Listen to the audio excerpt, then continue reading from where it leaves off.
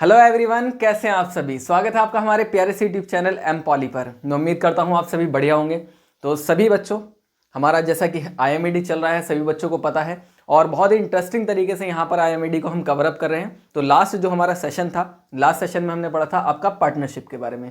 Partnership क्या होती है, कितने टाइप की होती है, इसकी जो विशेषताएं हैं वो क्या होती हैं, इसके लाभ और इसके जो हानियां हैं वो क्या होती हैं, ये सारी चीज़ें हमने लास्ट लेक्चर में डिस्कस की थी। और मैंने आपको बताया था किस तरह से एग्जाम में आपके क्वेश्चन आते हैं, वो सारी चीज़ें हमने डिस्कस की थी। तो मैं उम्मीद करता हूँ लास्ट सेशन बहुत बढ़िया रहा होगा। और आज का जो टॉपिक रहने वाला है, आज का जो सेशन रहने वाला है हमारा, वो भी बहुत इंपॉर्टेंट रहने वाला है, क्योंकि आज हम पढ़ेंगे जो हमारी पार्टनरशिप होती है उसमें क्या ज़रूरी होता है रजिस्ट्रेशन कराना, और रजिस्ट्रेशन क्यों ज़रूरी हो जाता है जब हम कोई बिजनेस स्टार्ट करते हैं। जैसे कि मान लीजिए फॉर एग्जांपल, आपके 2 दोस्त हैं या 3 दोस्तों ने मिलकर कोई बिजनेस स्टार्ट किया, कोई भी 3 दोस्तों ने मिलकर एक बिजनेस स्टार्ट किया, और बिजनेस स्टार्ट करने के बाद उनका जो बिजनेस था वो बहुत ग्रो कर गया, बहुत जल्दी बहुत अच्छी तरक्की कर ली। तो उसके बाद क्या है, उनमें से 2 ने क्या किया, 2 ने तीसरे पार्टनर को धोखा दे दिया। उन्होंने क्या किया, दोनों ने पैसा लिया और उसके बाद क्या था, या तो उस बिजनेस को टेक ओवर कर लिया, जो भी क्या किसी भी तरीके से। तो उसमें क्या होता है, दिक्कत आ जाती है, परेशानी आ जाती है, तीसरे वाले को परेशानी आ गई यहाँ पर। तो इससे क्या हुआ, नुकसान कहां पर हुआ, नुकसान होता है आपका रजिस्ट्रेशन। अगर आप रजिस्ट्रेशन नहीं कराएंगे तो ये समस्या देखने को मिल जाती है। तो यही टॉपिक आज डिटेल में हम समझेंगे कि रजिस्ट्रेशन क्या होता है, रजिस्ट्रेशन किस तरीके से किया जाता है, और रजिस्ट्रेशन के क्या लाभ होते हैं, क्या उसकी हानियां होती है। ये सारी चीज़ें आज के इस लेक्चर में हम कवर अप करने वाले हैं। लेकिन उससे पहले जो बच्चे हमारे चैनल पर नए हैं वो चैनल को सब्सक्राइब कर लीजिए, बेल आइकन को प्रेस कर लीजिए, ताकि नई वीडियोज़ के नोटिफिकेशंस आप तक पहुँच पाए।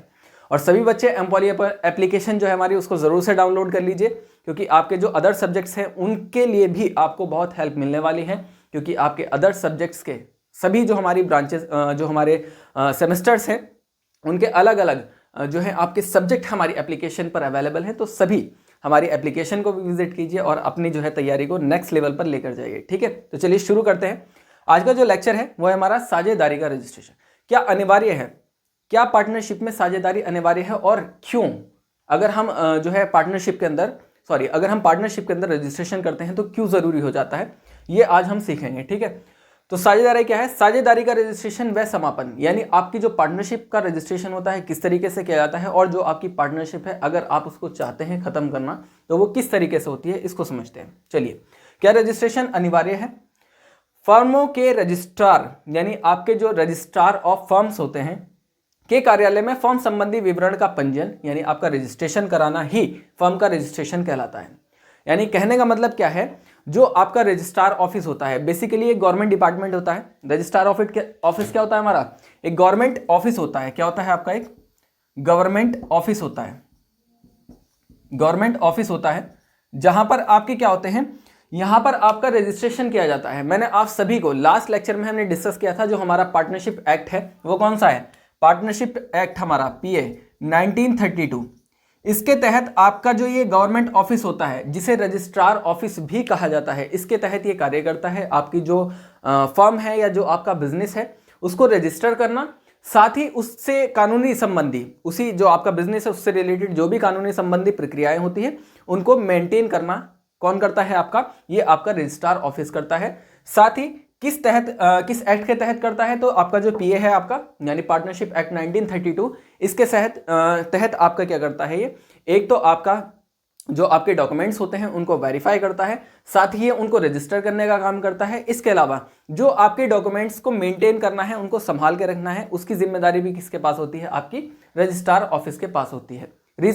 रीजन बिहाइंड दैट, रीजन इसका ये है ताकि आपको जरूरत पड़ने पर, मान लीजिए आपको कानूनी कार्रवाई करना है या कानूनी प्रक्रिया से गुजरना है, तो वहां पर आपको क्या है, हेल्प प्रोवाइड हो जाएगी। ठीक है, तो रजिस्ट्रेशन इसलिए अनिवार्य हो जाता है।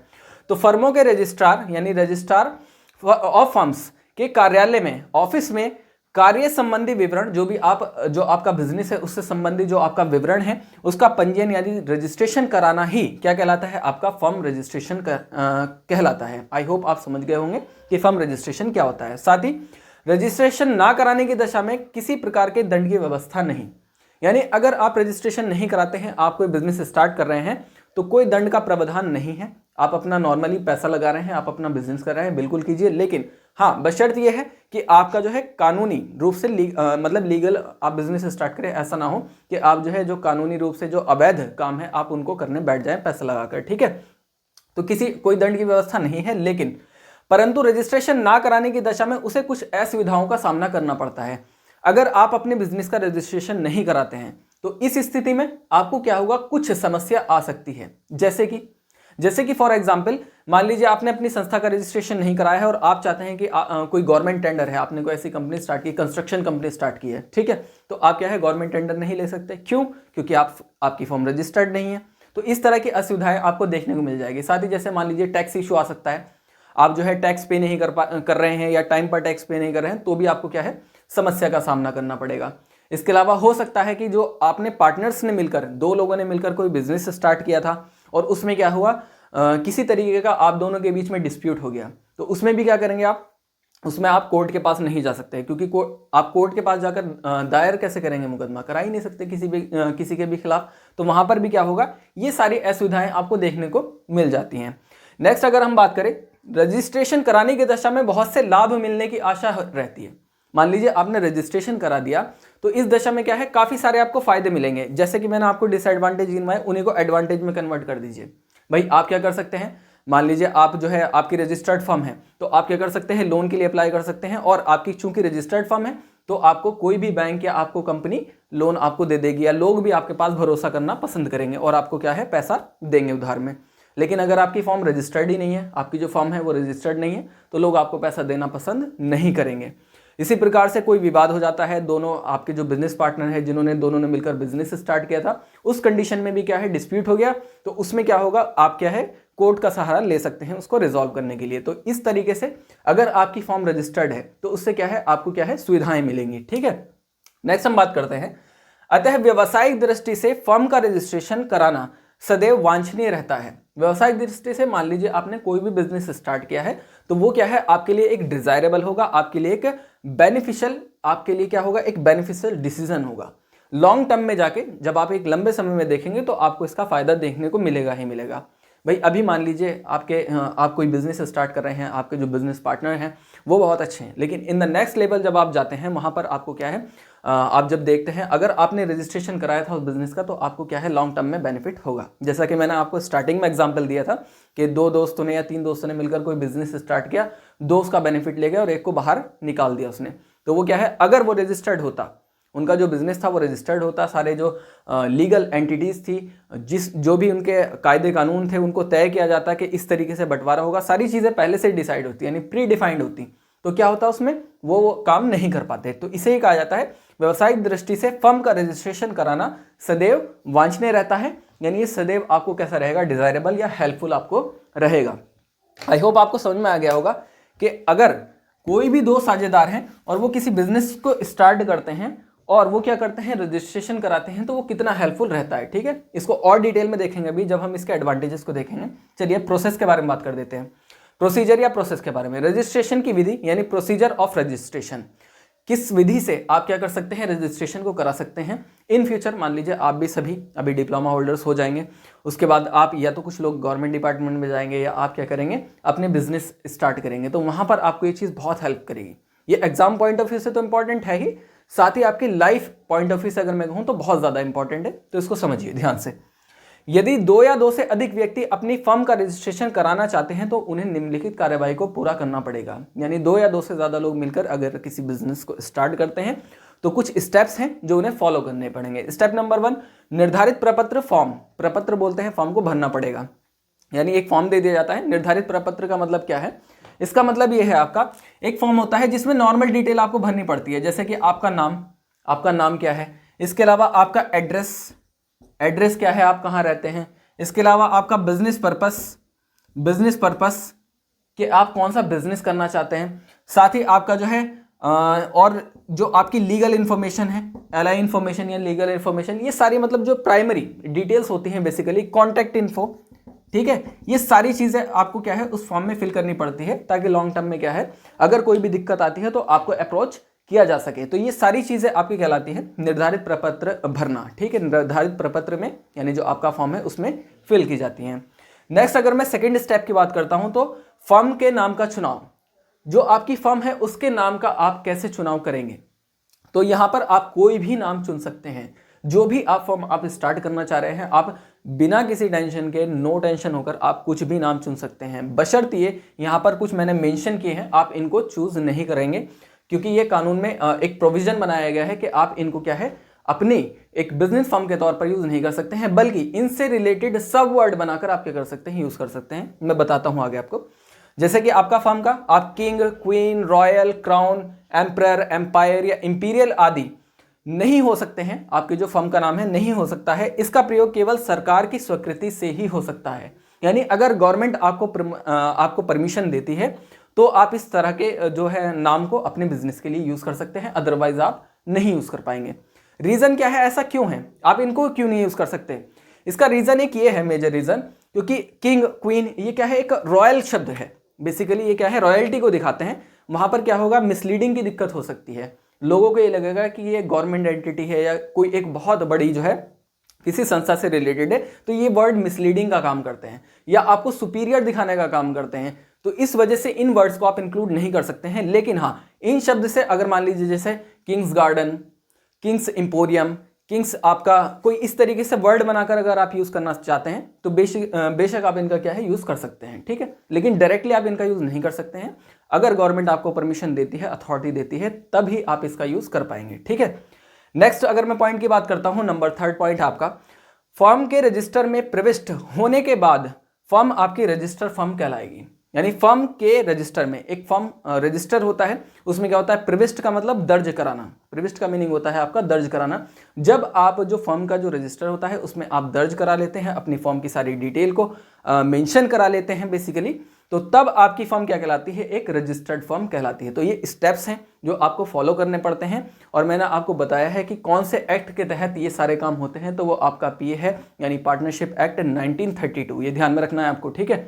तो इनके तहत क्या कर सकते हैं, ये रजिस्ट्रेशन का प्रोसेस है, आपको रजिस्ट्रेशन हो जाएगा इस तरीके से।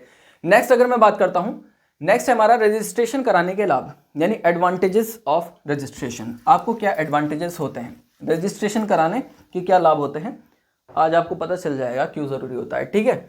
नंबर 1 है आपका, साझेदार अपने अधिकारों के उपयोग हेतु न्यायालय की शरण ले सकते हैं। साझेदार के जो अपने अधिकार हैं, जो राइट्स हैं साझेदार के, उसके लिए क्या कर सकते हैं, वो कोर्ट में जाकर क्या कर सकते हैं, क्लेम कर सकते हैं, बिल्कुल कर सकते हैं। 2 पार्टनर्स हैं, उन्होंने बिजनेस स्टार्ट किया था और उन्होंने पहले ही डिसाइड किया था कि सर इस लेवल पर हम क्या करेंगे, अपना जो है डिस्ट्रीब्यूशन किया जाएगा, जो प्रॉफिट होगा या जो भी लॉस होगा हम उसको बराबर इक्वली क्या करेंगे, बांटेंगे। लेकिन क्या है, एक पार्टनर मान लीजिए, एक या इसके अलावा दूसरा पक्ष इसका क्या हो सकता है, दूसरा ये हो सकता है, मान लीजिए 2 पार्टनर्स हैं, एक उनमें बहुत ज़्यादा एफिशिएंट है और एक थोड़ा सा कम एफिशिएंट है, मतलब काम करने की जो कैपेसिटी है एक के अंदर ज़्यादा है और एक के अंदर कम है। लेकिन स्टार्टिंग में जब उन्होंने बिजनेस स्टार्ट किया था तो दोनों ने ये पहले ही तय कर लिया था कि हम जो है बराबर रखेंगे। लेकिन बाद में क्या है, एक कहता है कि यार मैं तो तुझसे ज़्यादा सुपीरियर हूँ, मैं तुझसे ज़्यादा काम करता हूँ, या मेरे अंदर ज़्यादा एबिलिटी है, तो मैं तुझे बराबर क्यों दूँ। लेकिन नहीं, चूंकि उन्होंने जब फर्म रजिस्टर्ड की थी तो सारी कंडीशंस मेंशन की थी, प्रॉफिट बराबर, लॉस बराबर। तो उसमें क्या होगा, उस कंडीशन में साझेदार अपने अधिकारों के उपयोग हेतु न्यायालय की शरण ले सकता है अगर कोई भी एक उनमें से क्या करता है, दूसरे को गिराने की कोशिश करता है, दूसरे को दबाने की कोशिश करता है, तो उसमें क्या होगा, उन्हें हेल्प प्रोवाइड होगी। नेक्स्ट अगर मैं बात करता हूं, ऋणदाता अपने ऋण की वसूली के लिए न्यायालय में दावा प्रस्तुत करके अपना धन वसूल कर सकते हैं। बिल्कुल करेंगे सर, वसूल क्यों नहीं करेंगे भाई, आपने किसी से पैसा लिया है अपने बिजनेस को एस्टेब्लिश करने के लिए, अपने बिजनेस को बढ़ाने के लिए, आपकी लीगल फर्म है, आपको प्रॉफिट हो रहा है, आप उनको भी दे रहे हैं, खुद भी क्या कर रहे हैं, मजे कर रहे हैं। लेकिन इसका अपोजिट भी तो हो सकता है, आपने किसी से पैसा लिया था बिजनेस में लगाने के लिए, आपकी लीगल फर्म है और आपका बिजनेस क्या हो जाता है, डूब जाता है। तो उस कंडीशन में क्या होगा, उस कंडीशन में जो आपके ऋणदाता है, जिन्होंने आपको पैसा दिया था, मान लीजिए आपने बैंक से लोन लिया था या किसी व्यापारी से या किसी और से लोन लिया था, तो भाई वो पूरी तरीके से राइट्स रखते हैं, वो क्या करेंगे, आपसे पूरा पैसा वसूल कर सकते हैं, दावा कर सकते हैं। नेक्स्ट अगर मैं बात करता हूं 3rd, इसके अलावा क्या एडवांटेज हो सकता है, नंबर 3 है आपका, फर्म तीसरे पक्षकार के विरुद्ध अपने अधिकारों को प्रस्तुत करने के लिए दावा प्रस्तुत कर सकती है। 3rd पार्टी के लिए फर्म तीसरे पक्षकार के विरुद्ध अपने पक्ष को, अपने अधिकारों को प्रस्तुत करने के लिए क्या कर सकती है, दावा प्रस्तुत कर सकती है। इट मींस, इसका मतलब यह हुआ 2 पर्सन ने बिजनेस स्टार्ट किया था और तीसरा पर्सन क्या करता है, आकर कहता है कि सर मैं भी हिस्सेदार था, स्टार्टिंग में आपने उससे कुछ पैसे ले लिए थे अपने बिजनेस को स्टार्ट करने के लिए, हालांकि जो कॉन्ट्रैक्ट साइन हुआ था वो आप दो के ही बीच हुआ था, लेकिन तीसरे पर्सन से भी आपने ले लिए थे। तो वो क्या करता है, वो कहता है कि सर मेरा भी पैसा लगा था, लेकिन उसके पास लिखित में कोई ऐसा प्रमाण नहीं है कि जब फॉर्म रजिस्टर्ड हुई थी तो सिर्फ 2 के नाम पर हुई थी, ना कि 3 के नाम पर। भले ही उसने पैसा दिया था तो वो अपना दावा नहीं कर सकता है, तो फॉर्म जो है उसके विरुद्ध क्या कर सकती है, उसके विरुद्ध दावा पेश कर सकती है। ठीक है, नेक्स्ट पॉइंट की हम बात करते हैं।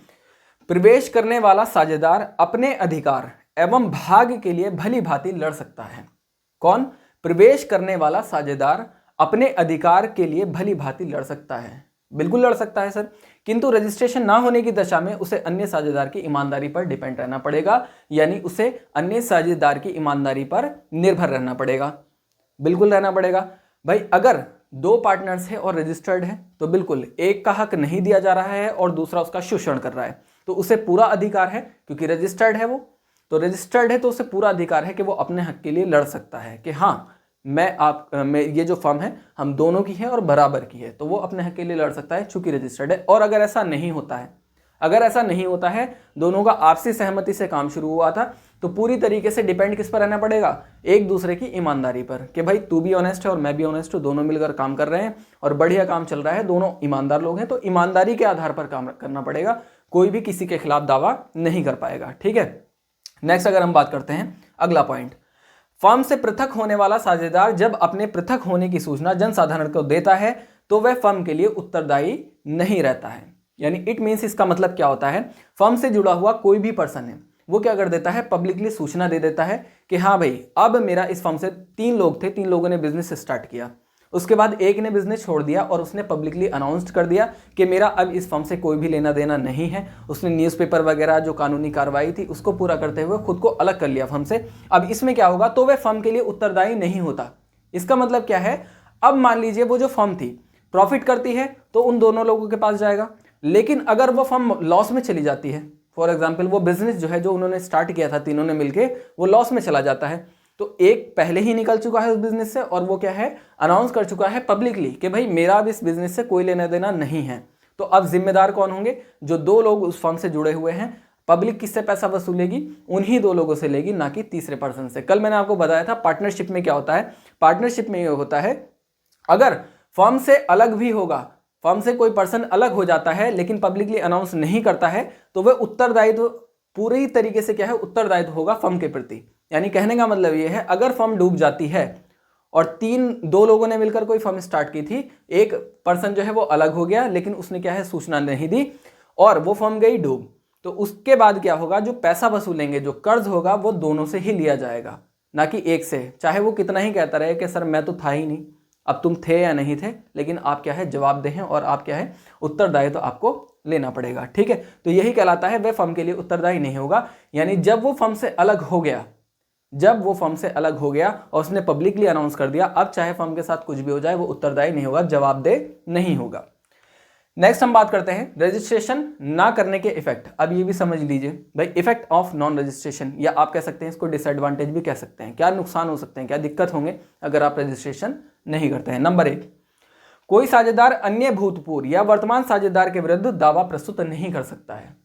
यानी कहने का मतलब क्या है आपका, कोई भी साझेदार, या तो वो वर्तमान में है उस फर्म का पार्टनर, कोई भी पार्टनर यानी प्रेजेंट में पार्टनर है, या हम कह सकते हैं कि पहले पार्टनर था, तो वो किसी भी दूसरे पर्सन के विरुद्ध क्या है, इंडिविजुअली कार्यवाही नहीं कर सकता है, कार्यवाही के लिए बाध्य नहीं कर सकता है इसको। क्यों? रीजन बिहाइंड दैट, क्योंकि फर्म रजिस्टर्ड नहीं है। भाई ऊपर मैंने पहले ये लिखा है, बड़ा बड़ा लिखा हुआ है कि रजिस्ट्रेशन ना करने के इफेक्ट, यानी आप अगर रजिस्ट्रेशन नहीं करते हैं तो क्या दिक्कत होगी। तो कोई भी पर्सन क्या है, दूसरे पर्सन पर क्या है, दावा नहीं कर सकता है। अगर वो लेकर जाएगा उसको कानूनी प्रक्रिया के तहत, तो भाई कानून कहेगा कि लाओ दिखाओ रजिस्ट्रेशन का है, तो आप दिखा नहीं पाएंगे, तो कोई भी किसी के प्रति इंडिविजुअल दावा नहीं कर सकता है। मान लीजिए 2 लोग हैं, 3 लोग हैं, 3 लोग में से 2 लोग अच्छे से काम कर रहे हैं, एक नहीं कर रहा है, तो वो 2 क्या सोच रहे हैं कि इसके ऊपर किसी तरीके से केस करके इसे बाहर निकालो, इसके बस की बात नहीं है, लेकिन वो क्या है, उसका कुछ नहीं कर पाएंगे। अगर लीगली भी जाने लगे, मान लीजिए वो जो तीसरा पर्सन था उसने फर्म के पैसे का मिसयूज कर लिया या गबन कर लिया पैसे का, ठीक है, अब वो 2 उसके ऊपर दावा करेंगे, कर ही नहीं सकते क्योंकि लीगल फर्म ही नहीं है उनकी। ठीक है, तो यहाँ पर काफी सारी चीज आ जाती हैं और भी बेसिक चीजें हैं। ठीक है, चलिए नेक्स्ट पॉइंट, कोई भी साझेदार फर्म के विरुद्ध दावा प्रस्तुत नहीं कर सकता है। कोई भी पार्टनर जो है वो फर्म के विरुद्ध क्या है, जो फर्म उन्होंने बनाई है उसके खिलाफ दावा नहीं कर सकता है। क्यों? रीजन यही है भाई, फर्म है, सारे लोग मिलकर ही तो काम कर रहे हैं। तो ये क्या है, फर्म और जो लोग उसमें काम करते हैं वो एक ही एंटिटी है, आपकी एक ही चीज है। तो उसमें क्या है, कोई भी पर्सन फर्म के विरुद्ध क्या है, दावा नहीं कर सकता है, क्योंकि वो आपस में ही क्या है, कोई अगर कोई पर्सन है, उनके बीच में डिस्प्यूट चल रहा है तो फर्म के बीच में बैठकर उसको सॉल्व कर लिया जाएगा। अदरवाइज क्योंकि लीगल फर्म नहीं है तो वो फर्म के विरुद्ध दावा नहीं कर पाएंगे। नेक्स्ट हम बात करते हैं, फर्म किसी भी साझेदार के विरुद्ध दावा प्रस्तुत नहीं कर सकती है, अपोजिट भी नहीं हो सकता है। इसका तो ऐसा हो गया, इसका हम अगर आसान शब्दों में इसे कहे कि अपने पैरों पर कुल्हाड़ी मारने वाली बात हो गई है ना। क्यों? फर्म मान लीजिए किसी साझेदार पर दावा प्रस्तुत करती है, पहली बात तो वो खड़ी उन व्यक्तियों से है। दूसरी बात, अगर वो दावा करती भी है अपने जो पार्टनर्स हैं उनके खिलाफ दावा करती है, तो उससे क्या होगा, फर्म की इमेज पब्लिकली खराब होगी। फर्म की इमेज खुद की क्या होगी, पब्लिकली खराब हो जाएगी। तो ये भी क्या कहलाता है, एक नेगेटिव पॉइंट है। और तीसरा पॉइंट तो हमारा बिल्कुल क्लियर है, क्योंकि फर्म रजिस्टर्ड नहीं है। नेक्स्ट हम बात करते हैं, फर्म अन्य पक्षों के विरुद्ध भी दावा प्रस्तुत नहीं कर सकती है। इसमें बिल्कुल क्लियर है कि थर्ड पार्टी के विरुद्ध कभी भी फर्म दावा प्रस्तुत नहीं कर पाएगी, क्योंकि फर्म रजिस्टर्ड नहीं है, लीगली उसके पास अथॉरिटी नहीं है और वो लीगली किसी को भी चैलेंज नहीं कर पाएगी। तो इसीलिए फर्म अन्य पक्षकार के विरुद्ध भी क्या है, दावा प्रस्तुत नहीं कर पाएगी। तो ये सारे के सारे क्या है, इफेक्ट्स है आपके नॉन रजिस्ट्रेशन, या हम कह सकते हैं डिसएडवांटेज आपके। ठीक है, नेक्स्ट हम बात करते हैं, फर्म में समापन की रीतियां या लिखित समझौते के अभाव में समापन। यानी किस तरीके से, अगर आप फर्म को बंद करना चाहते हैं, या आपने क्या नीतियां तय की है, क्या आपकी रीतियां हैं जिसके तहत आप अपनी फर्म को बंद करेंगे, क्या आपने डिसाइड किया है, या आपने बिजनेस स्टार्ट किया था और बिजनेस स्टार्ट करने के बाद आपने सोचा ही नहीं था कि इसे कहां तक लेकर जाना है। तो ये सारी चीजें पहले से ही डिफाइन करनी होती है। 2 पार्टनर्स ने या 3 पार्टनर्स ने या 10 ने या 50 ने, जितने भी लोगों ने मिलकर उस बिजनेस को स्टार्ट किया था, तो वो किस तरीके से और किस लेवल पर उसको ले जाना चाहते हैं, ये पहले ही क्लियर होना चाहिए।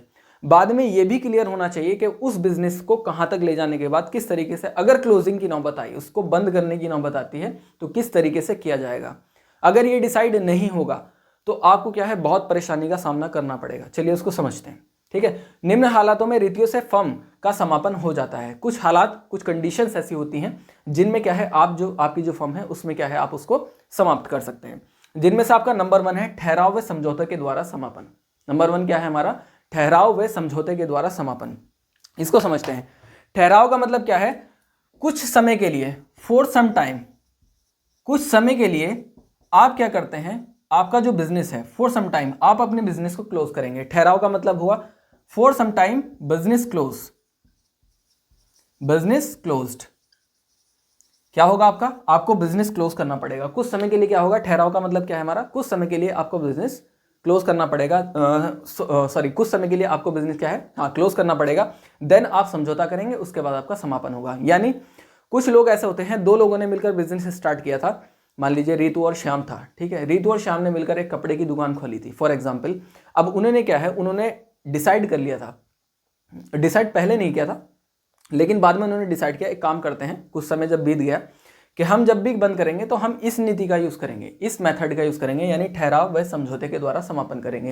यानी कहने का मतलब ये है, जो भी उनका बिजनेस था, जो कपड़े का काम था, उन्होंने पहले ही तय कर लिया, मतलब बिजनेस बंद करने से कुछ समय पहले उन्होंने तय कर लिया था। ठीक है, तो ठहराव उन्होंने क्या किया, कुछ समय के लिए तो अपनी दुकान को बंद किया, जो शॉप उन्होंने खोली थी। देन उन्होंने क्या किया, सारे जितने भी उनके पास असेट्स थे उसकी पूरी जानकारी ली, कपड़ा कितना है, मशीनें कितनी हैं, ये सारी जानकारी ली।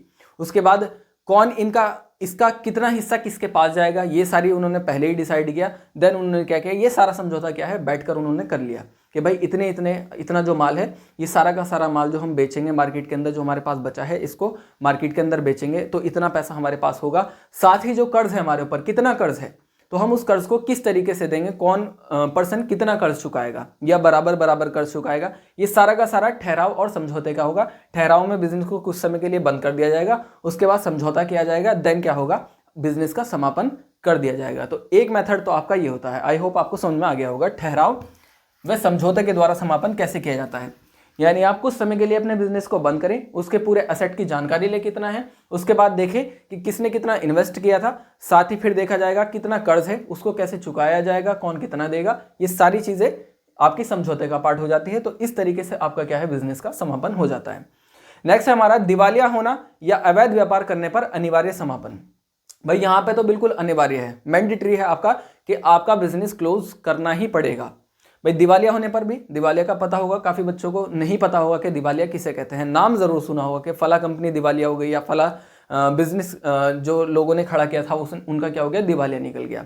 तो दिवालिया की कंडीशन बेसिकली होती क्या है, दिवालिया की कंडीशन ये होती है, बाहर से क्या करते हैं, कर्ज उठाते हैं, मार्केट से कर्ज उठाता है एक बिजनेसमैन, बैंक से ले लिया, कुछ लोगों से ले लिया और अपने बिजनेस में लगाया। लेकिन अब हुआ क्या, उसका बिजनेस हो गया फ्लॉप, जिस बिजनेस में वो पैसा लगा रहा था। तो अब दिक्कत क्या होगी, उसके पास इतना एसेट मौजूद नहीं है जितना उसने कर्ज लिया था कि वो उनका कर्ज भी चुका पाए। इस कंडीशन को कहा जाता है दिवालिया। जो उसने ब्याज पर पैसा लिया था वो उतना पैसा भी नहीं चुका पाता, जितनी भी उसके पास संपत्ति है, अगर उसकी सारी संपत्ति को भी बेच दिया जाए तो भी कर्ज पूरा नहीं होगा। तो इस कंडीशन को कहा जाता है आपकी दिवालिया हो जाना बेसिकली, ठीक है। तो इसमें क्या होता है, इसमें तुरंत क्या होती है, कानूनी कार्रवाई शुरू हो जाती है। कानूनी प्रक्रिया के तहत क्या है, उस कंपनी को दिवालिया घोषित किया जाता है और दिवालिया घोषित करने के बाद उसके जो भी असेट्स हैं वो सारे के सारे बेच दिए जाते हैं और थोड़ा पैसा जो कर्जदार, जो बेचारे परेशान लोग हैं जिन्होंने पैसा दिया था, उन तक पहुंचा दिया जाता है उनकी थोड़ी थोड़ी क्वांटिटी में, ठीक है। तो ये होती है आपकी दिवालिया की कंडीशन। तो उस कंडीशन में क्या होगा, कंपनी का दिवालिया हो गया तो क्या है, कंपनी को बंद करना अनिवार्य हो जाता है, क्योंकि लोगों का कर्ज देना है, चाहे थोड़ी मात्रा में दिया जाए। भाई किसी ने अगर 100 दिए थे, अगर उसको 50 भी मिल जाते हैं वापस, सारा असेट बेचकर उस कंपनी का उस पर्सन को गवर्नमेंट 50 रुपए भी वापस लौटा रही है, तो इट मीन्स ठीक है। तो यही कहलाती है आपकी दिवालिया कंडीशन। नेक्स्ट, कुछ तो मिला, डूबते को तिनके का सहारा काफी। उसके बाद अवैध व्यापार करने पर अनिवार्य समापन। भाई यहां पर तो बिल्कुल डेफिनेट होगा, मैंने स्टार्टिंग में आपको बताया था कि आप कोई बिजनेस स्टार्ट करते हैं, उसको रजिस्टर्ड करते हैं, बशर्त क्या है, आपका जो भी बिजनेस है उसमें जो है आप उसको रजिस्टर्ड करते हैं या नहीं भी रजिस्ट्रेशन करते हैं। मान लीजिए आपने बिजनेस स्टार्ट कर दिया, मैंने स्टार्टिंग में बताया था, तो आप क्या है उस बिजनेस को कंटिन्यू कर सकते हैं, कोई दिक्कत नहीं है। आपको लीगली आपको ज़्यादा परेशानी नहीं आएगी, बशर्त यह है आप इलीगल काम ना करें। तो ये वही आ जाता है भाई, इलीगल व्यापार, अवैध व्यापार करने पर अनिवार्य क्या होगा, बिल्कुल पूरी तरीके से आपने क्या है, आपने इलीगली बिना रजिस्ट्रेशन के जो है फार्मेसी या कोई इस टाइप की दुकान खोल ली, या इसके अलावा आपने क्या है अवैध नशे की सामग्री बेचना, नशे का सामान बेचना शुरू कर दिया, तो ये क्या है, ये अवैध व्यापार की कैटेगरी में आएगा। तो वहां पर क्या है, आपकी फर्म को तुरंत ही गवर्नमेंट के थ्रू क्या है, पहले नोटिस किया जाएगा, उसके बाद मतलब नोटिस किया जाएगा लोगों के द्वारा, या लोगों ने किसी ने आपकी कंप्लेंट कर दी, देन उस पर क्या है तुरंत ही एक्शन ले लिया जाएगा और आपके बिजनेस को बंद कर दिया जाएगा।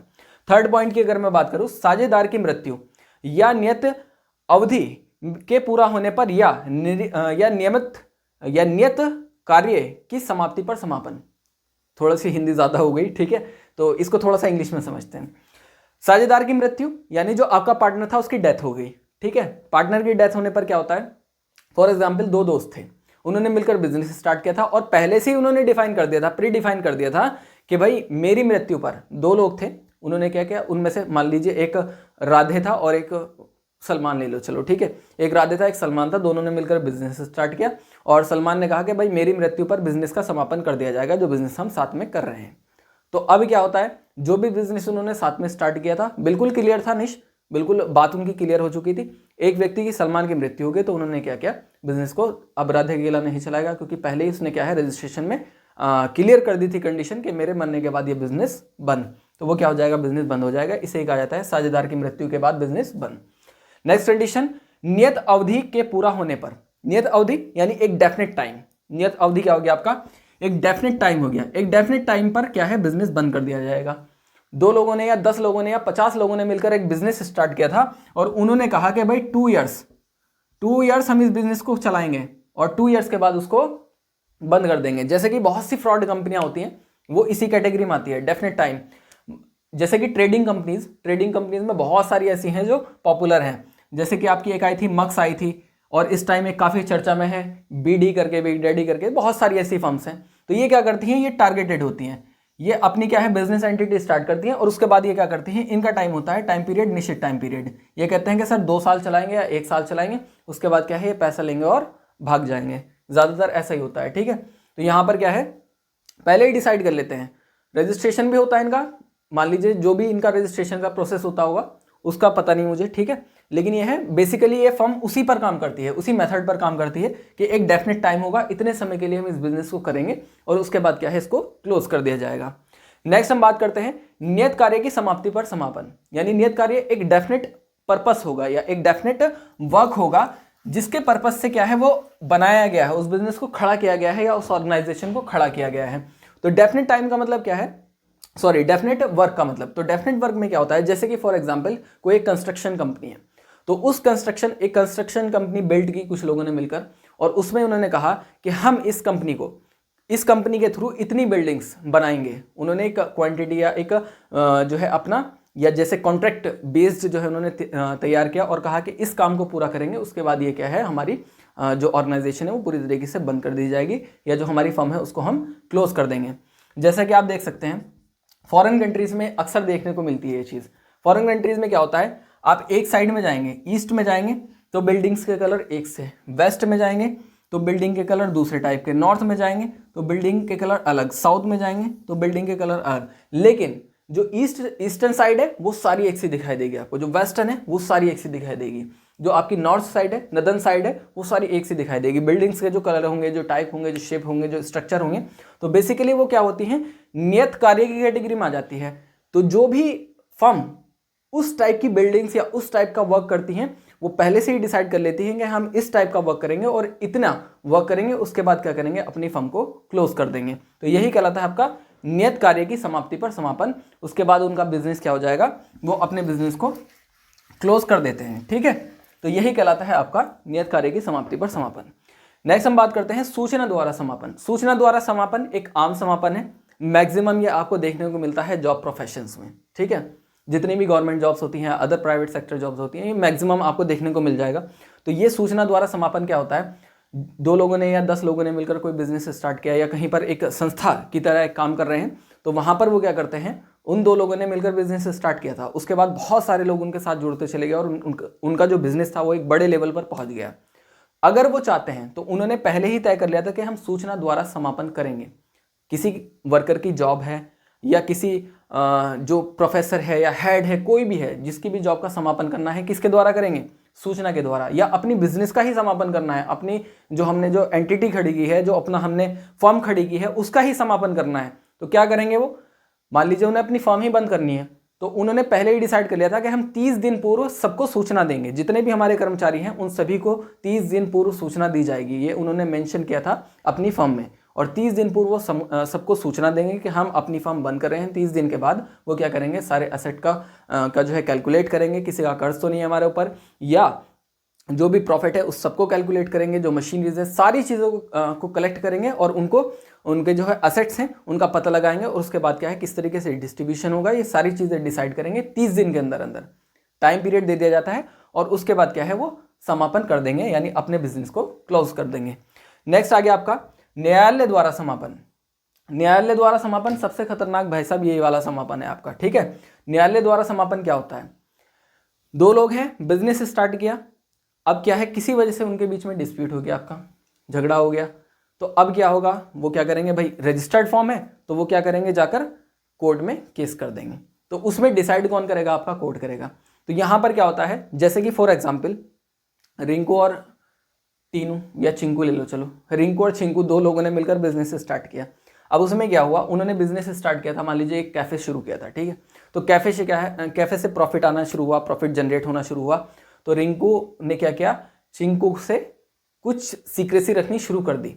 जो उन्होंने बिजनेस स्टार्ट किया था उसकी जो प्रॉपर्टी थी उसका गलत तरीके से मिसयूज करना शुरू कर दिया। जो पैसा था, जो बैलेंस शीट थी, उसको रिंकू क्या करने लगा, उसको छिपाने लगा। किससे, पिंकू से। अब पिंकू क्या करता है, झगड़ा तो बढ़ेगा भाई तुम प्रॉपर्टी का मिसयूज कर रहे हो, इसके अलावा पैसे का लेन देन का हिसाब भी आप छिपा रहे हो। तो उसमें उसने क्या किया, उसने कोर्ट में उसके खिलाफ केस कर दिया, और कुछ इलीगल काम भी कर रहा था वो। अब कोर्ट के अंदर जब वो गया तो कोर्ट क्या करता है, आदेश जारी करेगा कि जाओ भाई, एक जांच भेजेगा, कमेटी का गठन होगा कि जाओ भैया ज़रा चेक करके आओ क्या चल रहा है इनके यहाँ कैफ़े में। तो वो सारी चीज़ें उन्होंने चेक करी और पाया कि इन दोनों के बीच सुलह तो बहुत मुश्किल है, क्योंकि झगड़ा उस लेवल पर बढ़ चुका है। तो अब कोर्ट आदेश देगा कि इनके बिजनेस का समापन कर दिया जाए, जिसका जो हिस्सा है वो उसको दे दिया जाए, अदरवाइज इनका बिजनेस बंद कर दो भैया। तो इस तरीके से क्या होता है, आपका न्यायालय द्वारा समापन कर दिया जाता है। तो यह है फर्म के समापन की रीतियाँ। या हम कह सकते हैं लिखित समझौते के अभाव में समापन। तो ये सारे के सारे जो आपके टाइप है, इस तरीके से आपका समापन होता है। और भी बहुत सारे टाइप हैं, लेकिन जो मेजर टाइप हैं वो हमने यहाँ पर इंक्लूड किए हैं। आई होप आपको समझ में आ गया होगा कि किस तरीके से पार्टनरशिप आपकी इंपॉर्टेंट हो जाती है अगर आप कोई बिजनेस स्टार्ट कर रहे हैं, और क्या क्या आपके एडवांटेजेस हैं रजिस्ट्रेशन के, और किस तरीके से आपके डिसएडवांटेजेस हैं, क्या क्या नुकसान हो सकते हैं आपको, साथ ही किस तरीके से आपका जो बिजनेस है, जो पार्टनरशिप है, उसको किस तरीके से आप उसका समापन कर सकते हैं। मैं उम्मीद करता हूं आप सभी को ये बात समझ में आ गई होगी। तो जो बच्चों आज का लेक्चर था, बेसिकली इसका मुद्दा क्या था हमारा, इसका मेन मकसद था जो हमारा रजिस्ट्रेशन होता है वो बहुत ही इंपॉर्टेंट होता है। आप कोई भी बिजनेस स्टार्ट करते हैं इन फ्यूचर, तो आप सभी को क्या है, रजिस्ट्रेशन कराना ज़रूरी हो जाता है। ये मैंने कहा था ना आपको, एग्जाम पॉइंट ऑफ व्यू से तो इंपॉर्टेंट है ही। अब मैं बात कर लेता हूँ इसकी क्वेश्चन चर्चा। क्वेश्चन किस टाइप से आपके इसमें आते हैं, ठीक है। साझेदारी वाला जो आपका पार्ट था वो कंप्लीट हो चुका है, 2 लेक्चर में मैंने इसको कंप्लीट किया है। एक तो मैंने साझेदारी के बारे में बताया था, और दूसरा आपका जो है रजिस्ट्रेशन किस तरीके से करते हैं पार्टनरशिप में। ये 2 बेसिकली अलग अलग टॉपिक थे जो कि एक ही लेक्चर का पार्ट थे। मैंने 2 टॉपिक में इसको पढ़ाया है, जबकि आपका ये है एक ही लेक्चर का पार्ट था, ठीक है। तो इसमें क्वेश्चन किस तरीके से आते हैं, आपका साझेदारी वाला मैंने आपको बता दिया था, साझेदारी के टाइप कितने होते हैं या विशेषताएं पूछ सकता है। इसके अलावा आपसे पूछ सकता है कि साझेदारी में रजिस्ट्रेशन का प्रोसेस क्या होता है, ठीक है। इसके अलावा रजिस्ट्रेशन क्यों अनिवार्य है और इसकी विशेषताएं बताइए। कैरेक्टरिस्टिक्स भी पूछ सकता है। विशेषताओं में क्या लिखेंगे आप, इसके एडवांटेजेस को लिखेंगे यानी लाभ को लिखेंगे, ठीक है, अगर विशेषताएं पूछता है। या फिर डायरेक्ट आपसे क्वेश्चन पूछेगा कि साझेदारी के में जो है रजिस्ट्रेशन अनिवार्य क्यों होता है और इसके क्या डिसएडवांटेजेस होते हैं अगर आप साझेदारी नहीं करते हैं, रजिस्ट्रेशन नहीं कराते हैं, तो आपको किस तरीके के इससे जो है बुरे परिणाम मिल सकते हैं। तो इस तरीके से आपके क्वेश्चन बनते हैं। साथ ही डायरेक्ट भी आपसे दोनों क्वेश्चन साथ में आ सकते हैं, यानी एडवांटेजेस और डिसएडवांटेजेस दोनों ही साथ में पूछ सकता है। यानी रजिस्ट्रेशन के एडवांटेजेस और डिसएडवांटेजेस बताइए, यानी रजिस्ट्रेशन के लाभ व हानियां बताइए, ठीक है। और इसके अलावा समापन में भी जो हमारा रजिस्ट्रेशन होता है, रजिस्ट्रेशन किसे कहा जाता है, और रजिस्टर्ड जो हमारे साझेदार होते हैं, जो फर्म होती है, उसके समापन की क्या रीतियां हैं या क्या विधियां हैं, लिखित मेथड कौन से हैं। तो लास्ट वाला जो हमने पढ़ा था आपका समापन की विधियां, उसको इंक्लूड कर देंगे। तो इस तरह से आपके क्वेश्चन आते हैं, और जल्दी मैं इसके प्रैक्टिस सेशन स्टार्ट करने वाला हूं। तो सभी बच्चे हमारी जो लक्ष्य सीरीज है उससे जुड़ जाइए, और सभी बच्चों को ज़्यादा से ज़्यादा इस लेक्चर को भी शेयर कीजिए, और हमारे चैनल को जो है सब्सक्राइब कर लीजिए, और वीडियो को ज़रूर से लाइक कीजिए। तो इसी तरीके के इंटरेस्टिंग लेक्चर में मिलता हूँ मैं आपसे फिर। तो आज के लिए इतना ही, थैंक यू।